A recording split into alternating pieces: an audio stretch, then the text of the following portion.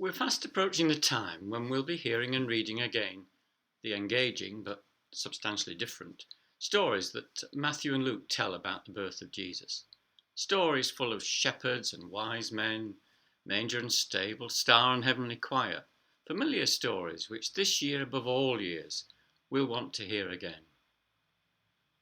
The other three great New Testament writers, Mark, John, and Paul, are all silent about Jesus' birth. Evidently, they didn't see it as a significant or important part of the story they wanted to tell. But all four Gospel writers certainly believe that John the Baptist, and especially his baptism of Jesus, was very significant. It marks the beginning of the ministry of Jesus. It's a pivotal moment. It might be said that it's the point at which the Old Testament becomes the New Testament. The writers of Mark and John's Gospels are particularly clear about the importance of the Baptist. He's the first person to be named in both Gospels. In Mark's Gospel in the 4th verse of the first chapter, and in John's Gospel in the 6th verse of the first chapter. But there's a paradox in our reading from John's Gospel about the importance of the Baptist. Gospel writers telling us on the one hand that John the Baptist is indeed very significant, but on the other hand is at pains to stress that John is not the light, not the Messiah, not Elijah, not the prophet, not worthy to untie the thong of the sandal of the one who is following him. So many things we're being told that John the Baptist is not. So he is important, but how? Who is he? Well, having finally detailed who he's not, John the Baptist quotes Isaiah chapter 40. He's the voice crying out in the wilderness, "Make straight the way of the Lord." The Gospel's quite brief about what John was doing and preaching, but in the following verses it has John saying that he knew he had to baptize the one who was coming, and as we heard, says that he himself did not know who that was going to be, something he repeats later. What are we to conclude then about John the Baptist? I think we can pick out three clear things. He was a witness. He was preparing the way. He was pointing people to the one coming after him. I'd like to reflect briefly on those three aspects and what significance they might have for us. So, witnessing. John tells people that someone very special is coming. And by quoting that passage from Isaiah, he makes clear how very special. He was a witness, testifying to the light as the gospel has it. I've never been a witness in a court case, though I have in a different sort of hearing. A witness is someone who confirms something, often something they saw or heard. They testify, and they do it by telling the truth. Telling the truth seems such a simple thing, but we're living through a time when the truth seems to have become very elusive or contested. A time when people can talk with all seriousness about alternative facts, when people deny the obvious and create a false version to suit their preconceptions. Has there ever been a more critical time for those of us who seek to live by the truth, to proclaim the truth and witness to it? By which I mean that we speak the truth of the Christian message of love for God and neighbour, and not some weird distortion of the gospel message. And we stand up for the truth, not just in our own personal lives, but also in the public realm. Wherever we see prejudice, discrimination, and yes, lying, that we point it out. And if that feels uncomfortable, we can recall that John's message was also uncomfortable. And John prepares the way. In my younger days, I did a fair amount of decorating and work around the house.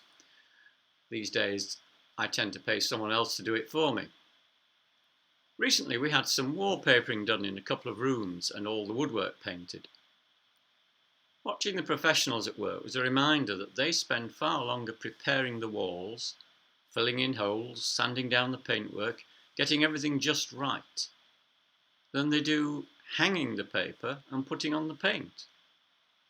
And that's why they get such better results than I ever did, because I always wanted to get the paint tin open and start brushing the paint on.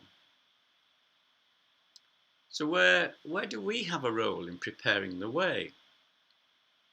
John was preparing people to be open to the one who was coming, which of course we know was Jesus. To be ready for someone very special, to be ready to experience Jesus for themselves. Maybe it's not much different for us. We may not quote Isaiah or see ourselves as the voice crying in the wilderness, but perhaps especially as Christmas approaches, we can help others to be prepared, ready, even anticipating the coming of Jesus. Not so much Jesus the baby, which runs the risk of making him comfortable and cozy and small, but Jesus the man, who is the Word. And John points to Jesus. In the verses we heard, John knows that someone who is very great and special is coming. But he only discovers who that is when Jesus appears and he sees the Spirit descend on him. But then, by the very next day, he's pointing out Jesus to his disciples, and they begin to leave him for Jesus. They have been prepared, and now is the time to follow. John points away from himself.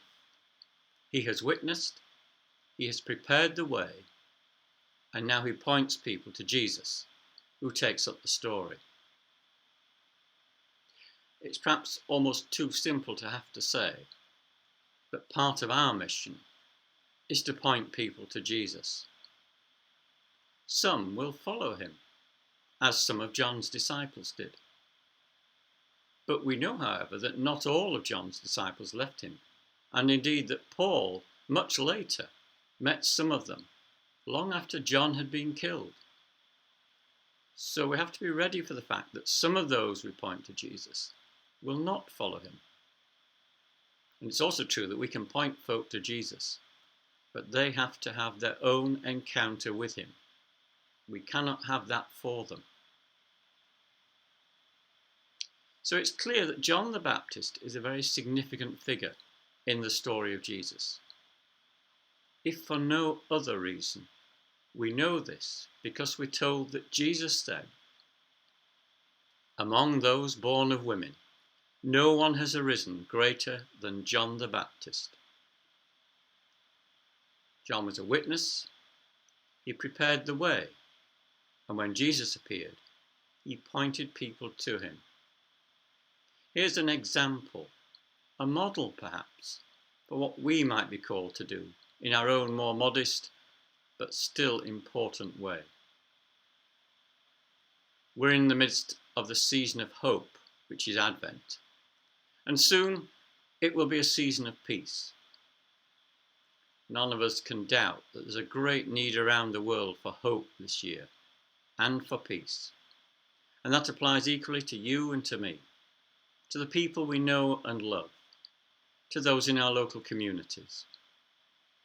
The culmination of hope and the bringer of peace, we believe, is Jesus. I pray that through our witnessing, preparing and pointing, more and more people can know and experience that hope and that peace through finding and following Jesus. Amen.